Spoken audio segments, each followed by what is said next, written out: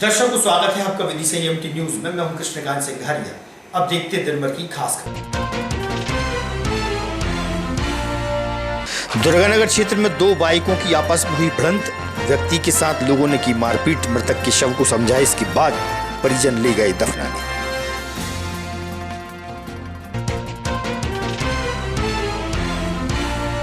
न्यायपालिका द्वारा सरकारी नर्सिंग कॉलेजों की हो रही है जांच। हाईकोर्ट के निर्देश पर हो रही जांच।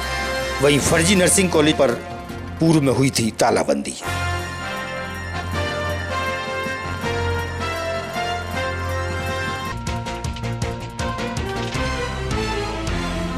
और स्वामी विवेकानंद चौराहे स्थित एसएम डाइकेम प्राइवेट लिमिटेड कंपनी द्वारा बेची गई जमीन पर कॉलोनाइजर ने काटे छायादार वृक्ष। भ्रष्टाचार उन्मूलन समिति ने कॉलोनाइजर पर एफआईआर की मांग। कलेक्टर को सौंपा ज्ञापन।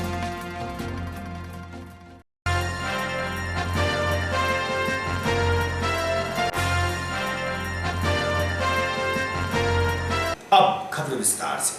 कल शाम 6 बजे के लगभग सिविल लाइन थाना क्षेत्र दुर्गानगर इलाके में एक स्कूटी और बाइक की आपस में भिड़ंत हो गई थी।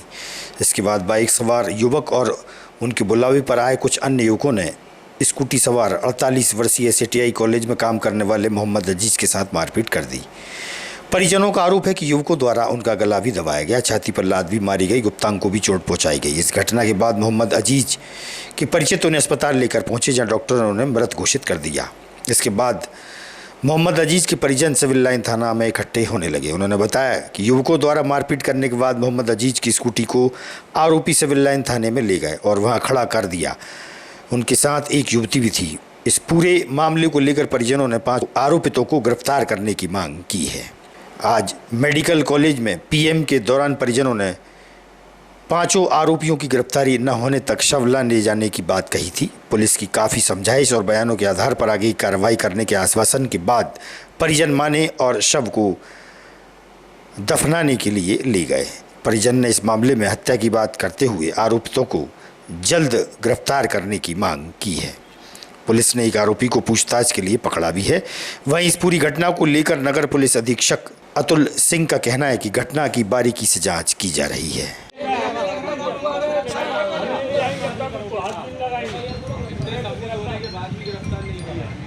शासन क्या कर रही है? ये ऐसी कार्रवाई होगी तो यहाँ उलझे है ना, यहाँ से निकलेगा तो हमने आवेदन किया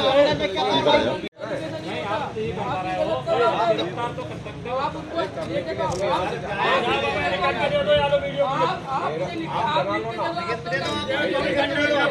हम लेके चले जाएंगे। 24 घंटे शहर में पुलिस लगा हुआ, हम लोग फ्री हो जाएंगे। उसके बाद ही तो हम किसी को वहाँ जाना पड़ेगा ना भाई। मैं ड्यूटी वाला तो मैं यहाँ खड़ा हूँ, मैं थाने पे जाऊँ तो तभी तो लिखा पड़ेगा। बोला था हमने 5 को गिरफ्तार किया है, तो बोल रहा है 5 को अंदर कर दिया, वहाँ जाके देखा तो एक ही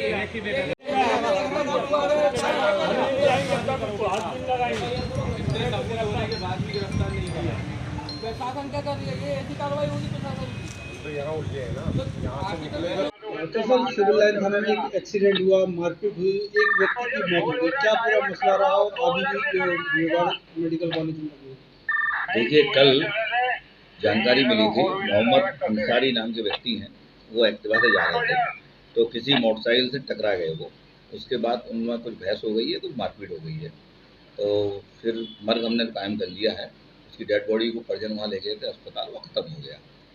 उसका पोस्टमार्टम हो रहा है। उसके बाद हम लोग सीसीटीवी फुटेज चेक कर रहे हैं, पीएम रिपोर्ट प्राप्त कर रहे हैं, शॉर्ट पीएम रिपोर्ट, सब लोगों को स्टेटमेंट ले रहे हैं। उसके बाद जो कहानी आएगी उस हिसाब से कार्रवाई की जाती है।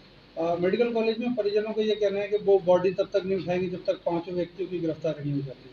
हमारी उनसे बातचीत हो गई है, हम लोगों ने उनको कन्विंस कर दिया, उनको बता दिया अपने स्टेटमेंट दीजिए। स्टेटमेंट लेने के बाद में जो भी समुचित कार्रवाई हो सकती है वो की जाए। मृतक को जानने का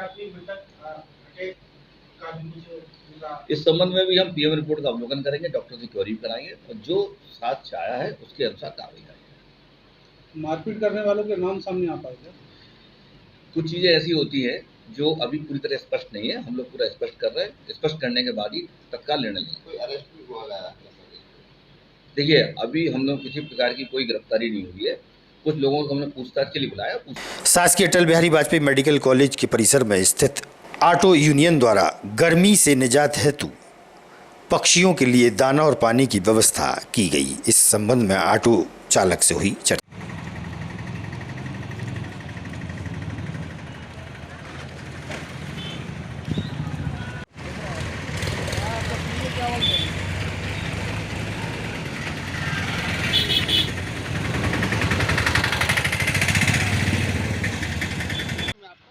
नाम महेश पंथी। महेश पंथी जी, क्या काम करते हैं आप? ऑटो चलाता हूँ। कहाँ पर चलाते हैं आप? मेडिकल कॉलेज के पास। आपने ये जो गौ माता के लिए और चिड़ियों के लिए सेवा की है, पानी रखा, क्या इसके लिए क्या चाहिए आप? हम ये चाहते हैं, सब लोगों ने पैसे इकट्ठा करके, नहीं ऑटो वालों ने, तो जो गऊ के लिए पानी और जो रोटी मोटी की व्यवस्था जो कर देते चिड़ियों के लिए और गऊ के लिए, बस हम ये चाहते हैं कि हम चाह रहे हैं तो गई ही पानी पिए और जहाँ दो पैसे हम भी कमाते हैं साहब, उस चक्कर हमने जहाँ पे नहीं पानी की व्यवस्था करवा रखी सब ऑटो वालों ने। बेतवा नदी स्थित बड़वाले घाट पर प्राचीन शनिदेव मंदिर पर धानक समाज के द्वारा श्रीमद् भागवत कथा से पूर्व भव्य कलश यात्रा निकाली गई। माधवगंज से होते हुए मुख्य मार्ग से होते हुए शनिदेव मंदिर पहुंची। बड़ी संख्या में धर्म प्रेमी शामिल रहे।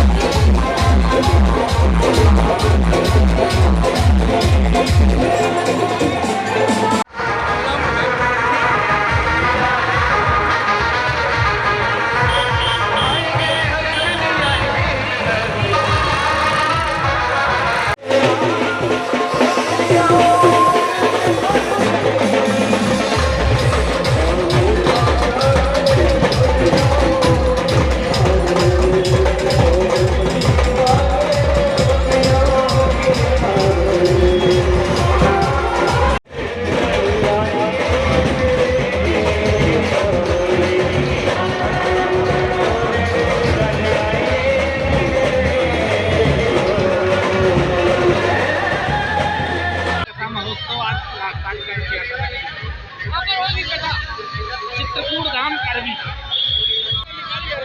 भागवत कथा होने वाली है, राम कथा शनि मंदिर पे भागवत करवा रहे हैं। विदिशा नगर में यातायात व्यवस्था पूरी तरह चरमरा गई है। यातायात व्यवस्था में सुधार हेतु सीएसपी अतुल सिंह से हुई चर्चा तो उन्होंने कहा जल्द कार्रवाई करेंगे। वहीं नवयुवकों द्वारा चलाई जा रही मोटर बाइक व बगैर लाइसेंस के वाहन चालकों पर भी कार्रवाई की जाएगी।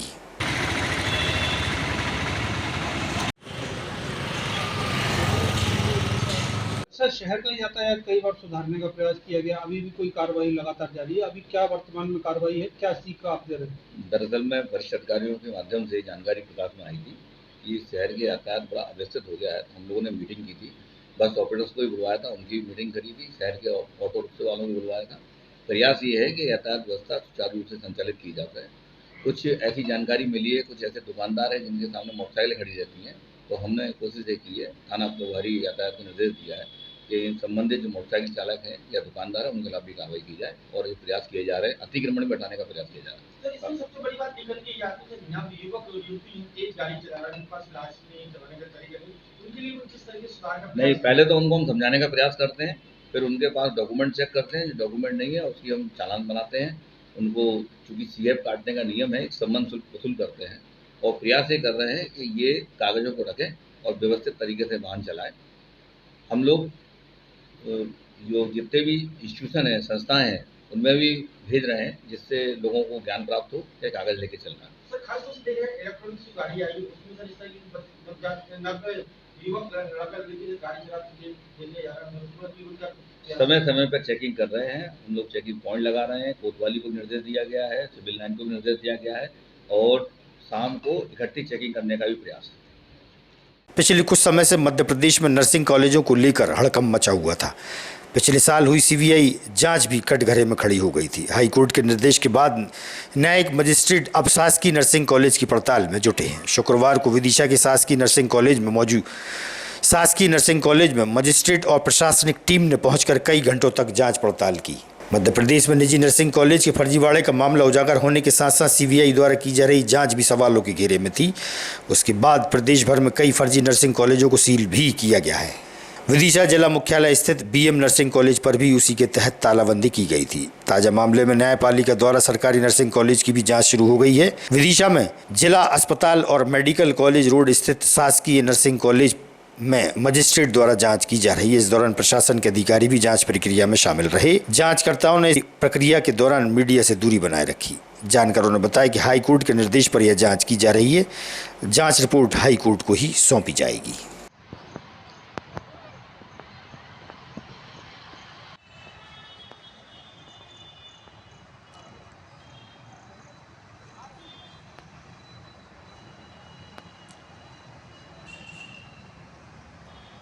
स्थानीय स्वामी विवेकानंद चौराहे स्थित अडानी बिलमार्ट प्राइवेट कंपनी द्वारा जमीन बेची गई है। इस जमीन पर खड़े सैकड़ों पेड़ों को कॉलोनाइजर प्रियंक गंगरानी द्वारा हरे भरे फलदार और छायादार वृक्षों को बिना अनुमति काटा गया है। इस संबंध में शुक्रवार को भ्रष्टाचार उन्मूलन समिति के अध्यक्ष रवि साहू के नेतृत्व में कई कार्यकर्ताओं ने कलेक्ट्रेट पहुंचकर प्रदर्शन किया। कार्यकर्ताओं ने कलेक्टर बुद्धेश कुमार वैद्य को ज्ञापन भी सौंपा। रवि साहू ने ज्ञापन के माध्यम से बताया कि कलेक्ट्रेट से महज 500 मीटर की दूरी पर स्थानीय ईदगाह चौराहे पर स्थित SM डाइकेम प्राइवेट लिमिटेड कंपनी द्वारा बेची गई कॉलोनाइजर की जमीन पर लगे हजारों हरे भरे फलदार और छायादार वृक्ष को बिना अनुमति के कॉलोनाइजर द्वारा अवैध रूप से कटवाया गया है। दुनिया और प्रदेश में का हमारे विदिशा जिले में पर्यावरण संरक्षण का संदेश भी दिया जाता है और करोड़ों रुपए खर्च भी होते हैं। इसके बावजूद भी यहाँ पर ध्यान नहीं दिया जा रहा। तो मामले में कार्रवाई की जाकर कॉलोनाइजर के खिलाफ FIR की मांग की गई है।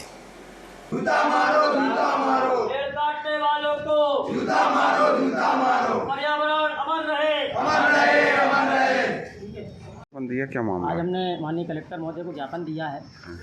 जिला कलेक्टर कार्यालय से मुश्किल से 500 मीटर दूरी पर या ईदगाह चौराहे पर जो SM डाइकेम की ज़मीन थी वो किन लोगों ने कॉलोनाइजरों ने खरीदी है। कौन कॉलोनाइजर हैं? कॉलोनाइजर प्रियंक गंगरानी है, समीर शाह हैं, 3-4 लोगों के नाम है। अथेंटिक तो नहीं पता, जो रजिस्ट्री है वो प्रियंक गंगरानी के नाम है। इन लोगों ने वहाँ पे जो कम से कम हज़ारों पेड़ लगे हुए थे फलदार थे और जो छायादार वृक्ष थे उनको काट दिया। इसकी कोई अनुमति नहीं है। हमने अभी कलेक्टर साहब को ज्ञापन दिया है कि वो इस संबंध में कार्रवाई करें और दोषी कॉलोनाइजर जिन लोगों ने ये पेड़ कटवाए उन लोगों के खिलाफ FIR करके कड़ी कार्रवाई करें। आज की खबरों को देते हैं पर विराम। आगामी खबरों के लिए आप देखते रहिएगा विदिशा EMT न्यूज़। नमस्कार।